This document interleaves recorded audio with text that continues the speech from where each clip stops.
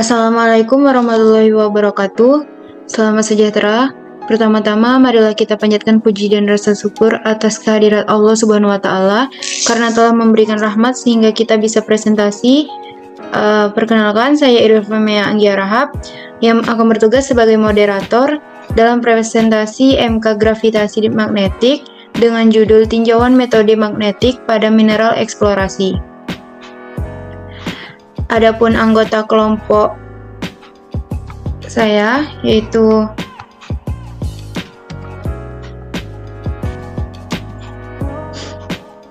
Andreas John, Irfamea Anggia Rahab, Vivi Purnamasari, Joan Dani Manalu. Baik teman-teman, langsung saja kita mulai sesi yang pertama adalah pembukaan. Sebelum itu, marilah kita baca basmalah bersama-sama. Bismillahirrahmanirrahim. Selanjutnya penyampaian materi yang akan disampaikan oleh Vivi Purnamasari. Kepada Vivi, dipersilakan. Baik, terima kasih moderator. Next slide.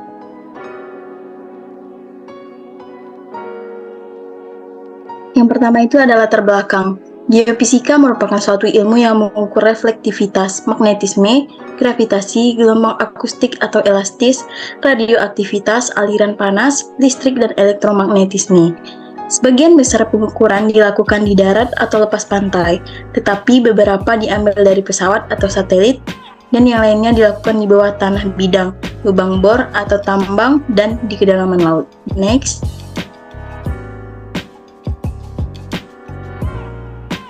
Ilmu kemagnetan bumi merupakan cabang tertua dari mata pelajaran geofisika. Telah diketahui selama lebih dari 3 abad bahwa bumi berperilaku sebagai magnet besar dan agak tidak beraturan. Metode magnetik adalah salah satu metode geofisika yang digunakan dalam pencarian minyak dan mineral. Tetapi baru-baru ini metode magnetik telah menemukan aplikasi yang berguna dalam studi lingkungan dan teknik. Metode magnetik memberikan informasi dari mana seseorang menentukan kedalaman batuan dasar, sehingga menemukan cekungan sedimen di mana batuan dasar di bawah mendekati permukaan tinggi substruktural. Anomali magnetik besar dan dicirikan oleh relief yang kuat. Sebaliknya, cekungan sedimen yang dalam biasanya menghasilkan kontur dengan nilai rendah dan gradien peta magnetik yang lembut. Next slide. Metode magnetik digunakan untuk menemukan benda-benda. Magnetometer adalah alat yang digunakan untuk mengukur medan magnet total di lokasi tertentu. Karena medan magnet bumi berubah perlahan dalam jarak pendek, setiap perubahan dalam medan total yang diukur dikaitkan dengan target lokal. Metode ini juga dapat digunakan untuk menggambarkan intensitas medan magnet di suatu daerah yang dilatar belakangi oleh jenis batuan yang berbeda kandungan mineral magnet kontras yang terjadi. Next slide. Selanjutnya adalah teori dasar. Jika dua kutub magnet kuat M1 dan M2 dipisahkan oleh jarak R, maka gaya F ada di antara keduanya. Jika kutub memiliki polaritas yang sama, gaya akan mendorong kutub terpisah, dan jika kutub berlawanan, gaya menarik dan akan menarik kutub bersama. Persamaan untuk F adalah sebagai berikut, yaitu F sama dengan nu 0 M1 M2 per 4pi nu R kuadrat, di mana nu 0 dan nu R adalah konstanta yang sesuai dengan permeabilitas magnetik vakum dan permeabilitas magnetik relatif dari media yang memisahkan kutub. Sementara R adalah jarak di antara keduanya. Next.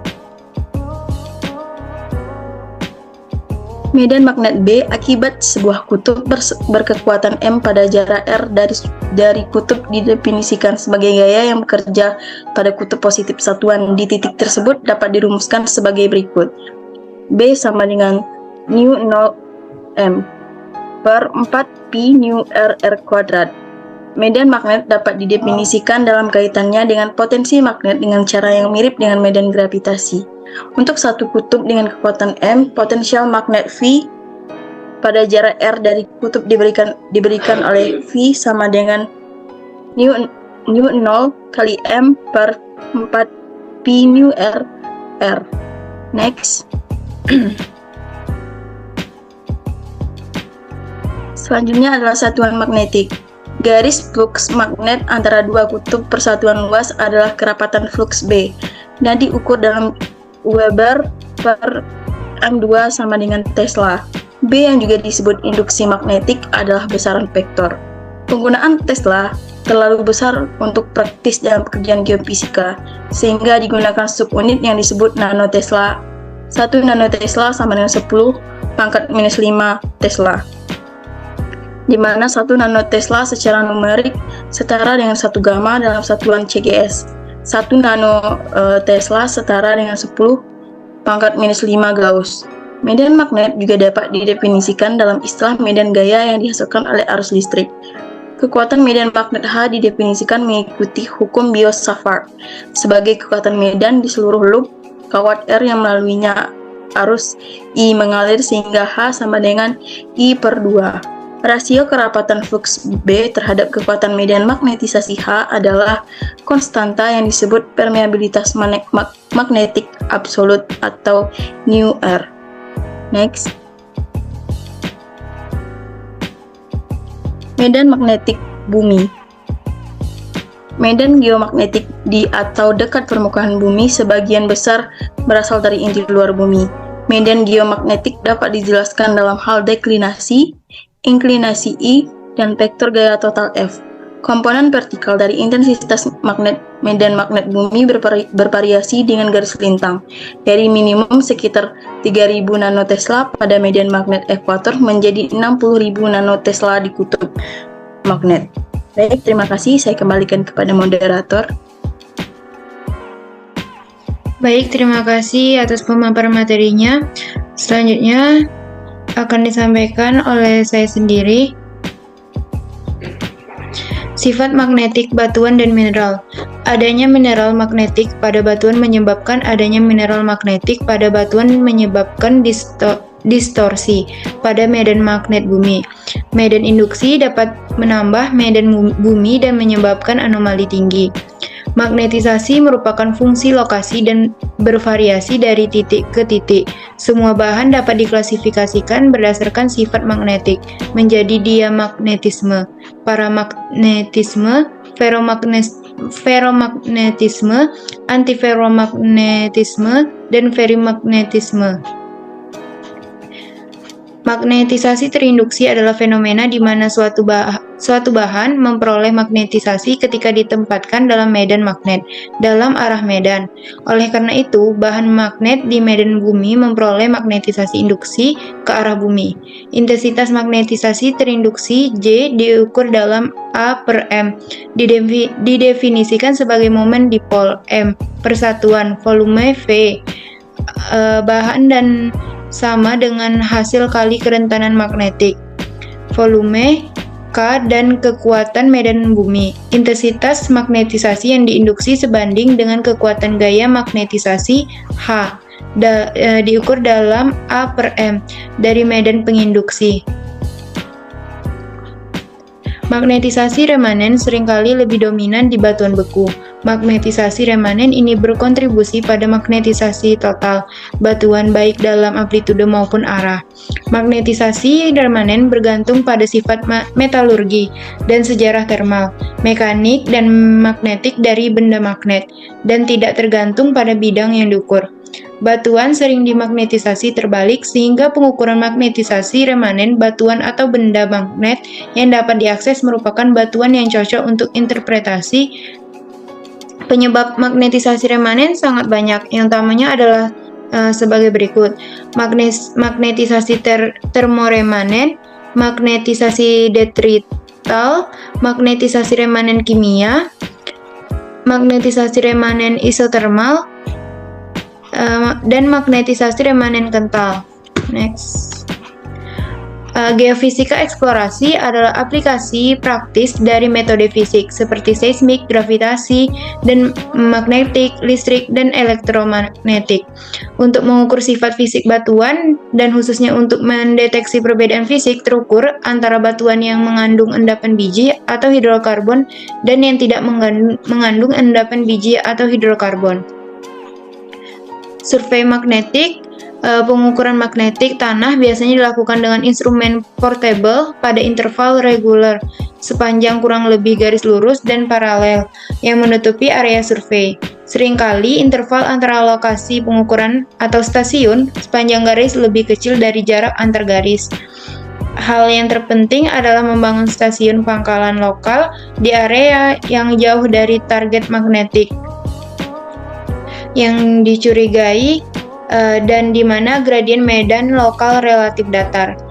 Idealnya stasiun pangkalan ditempatkan setidaknya 100 meter dari benda logam besar atau jalan yang dilalui dan setidaknya 500 meter dari saluran listrik jika memungkinkan. Baiklah, itu pemaparan materi dari saya. Selanjutnya akan dilanjutkan oleh Andreas John. Kepada Andreas John dipersilakan.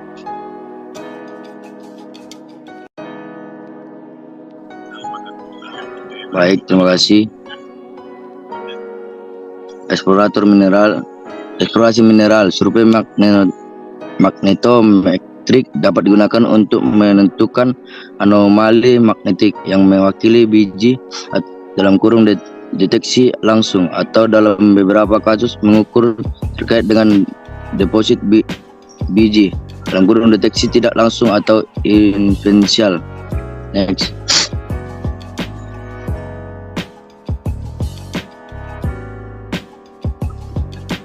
Keterbatasan metode magnetik. Ada batasan tertentu dalam metode magnetik.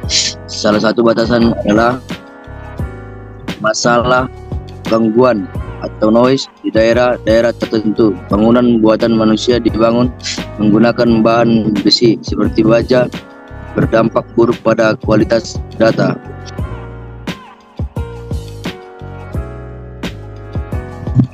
Fitur yang harus dihindari meliputi struktur baja, saluran listrik, pagar logam beton bertulang baja, logam permukaan, saluran pipa, dan utilitas bawah tanah.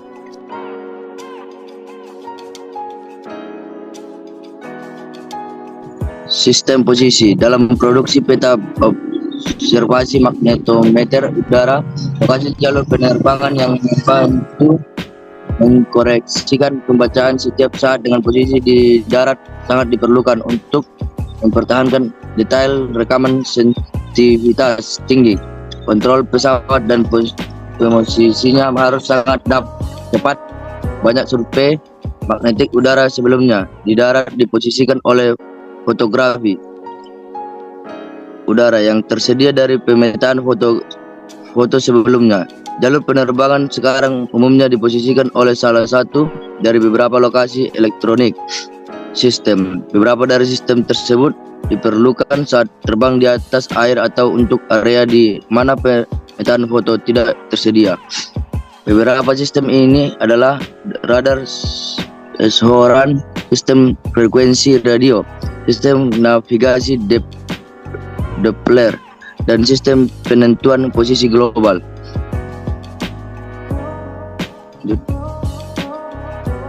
Terima kasih. Metode survei.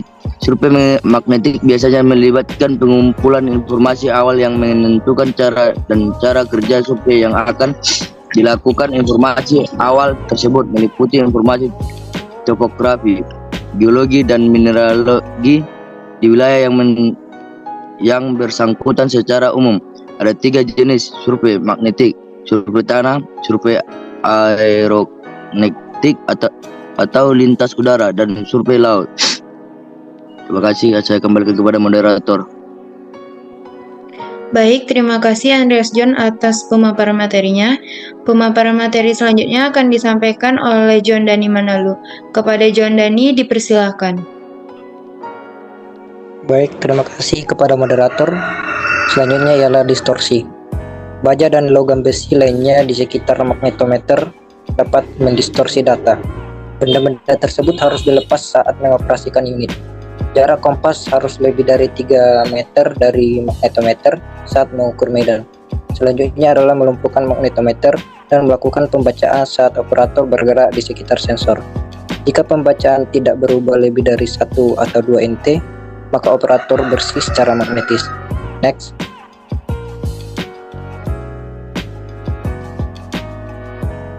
Selanjutnya ialah pengolahan data. Yang pertama, reduksi dan pengolahan data. Reduksi dan pemrosesan data adalah serangkaian langkah yang diambil untuk menghilangkan sinyal dan noise palsu dari data yang tidak terkait dengan geologi kerak bumi. Proses ini dengan demikian menyiapkan dataset untuk interpretasi dengan mereduksi data agar hanya berisi sinyal yang relevan. Data harus dikoreksi untuk kemudian dilakukan koreksi diurnal. Jika koreksi diurnal tidak bervariasi lebih dari sekitar 15-20 gammas atau NT selama periode 1 jam, koreksi mungkin tidak diperlukan. Medan magnet global dihitung melalui model yang ditetapkan sebelumnya atau IGREF International Geomagnetic Reference dan diperoleh secara analitik dengan bantuan observasi lapangan. Setelah semua koreksi dilakukan, data survei magnetik biasanya ditampilkan sebagai profil individual. Next.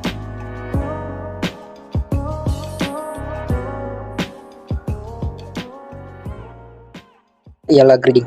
Proses di mana data direkam sepanjang garis lintasan yang tidak pernah lurus sempurna atau berjarak sama dengan pengambilan sampel tingkat di sepanjang garis jauh lebih padat daripada di seberang garis. Biasanya diinginkan untuk menginterpolasi data ini atau data profil ke kisi atau kisi biasa.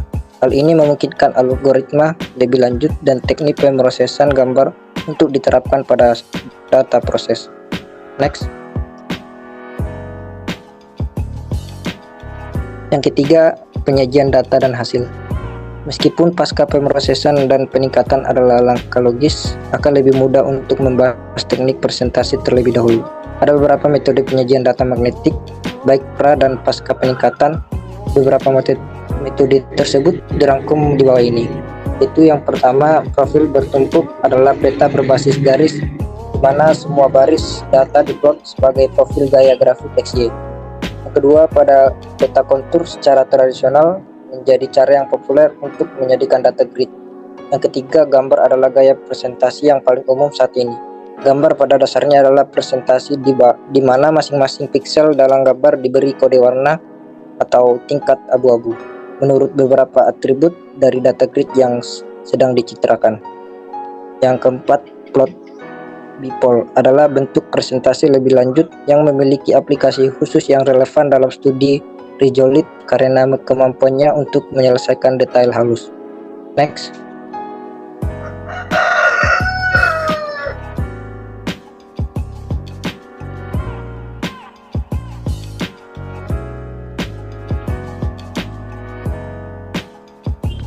Selanjutnya, yang keempat adalah pemrosesan dan penyempurnaan data. Penyempurnaan dan pasca pemrosesan mencakup serangkaian transformasi data yang diproses. Transformasi ini biasanya menyederhanakan anomali, membuat filter tertentu lebih menonjol atau mencoba menghubungkan bidang yang diukur dengan properti batuan. Teknik pasca pemrosesan didasarkan pada teori medan magnet yang terkenal. Pemrosesan dan penyempurnaan data dapat dirangkum sebagai berikut, yaitu yang pertama, pengurangan ketutup, menyederhanakan interpretasi anomali dengan menghilangkan asimetri yang diperkenalkan karena induksinya oleh medan utama yang miring. Yang kedua, derivatif vertikal dan horizontal, menghitung tingkat spasial perubahan medan magnet dalam arah vertikal atau horizontal. Yang ketiga, mengubah data menjadi apa yang akan diamati pada permukaan yang berbeda, baik di atas atau di bawah permukaan pengamatan yang sebenarnya. Yang keempat, transformasi sinyal analitik, yaitu menggabungkan kalkulasi derivatif untuk menghasilkan atribut yang tidak bergantung pada inklinasi medan utama dan arah magnetisasi, serta memiliki puncak pada tepi benda lebar. Next. Yang kelima, instrumen. Pengukuran magnetik dalam pencairan biji dilakukan paling nyaman adalah dengan menggunakan magnetometer. Magnetometer torsi masih digunakan dalam 75% pengamatan geomagnetik, khususnya untuk pengukuran deklinasi. Magnetometer mengukur komponen bidang horizontal dan atau vertikal atau bidang total. Berikut merupakan gambar dari ilustrasi profil magnetik sepanjang lintasan 1. Baiklah, terima kasih, saya kembalikan ke moderator. Baik, terima kasih pada Johan yang telah memaparkan materi. Demikianlah presentasi dari kelompok kami.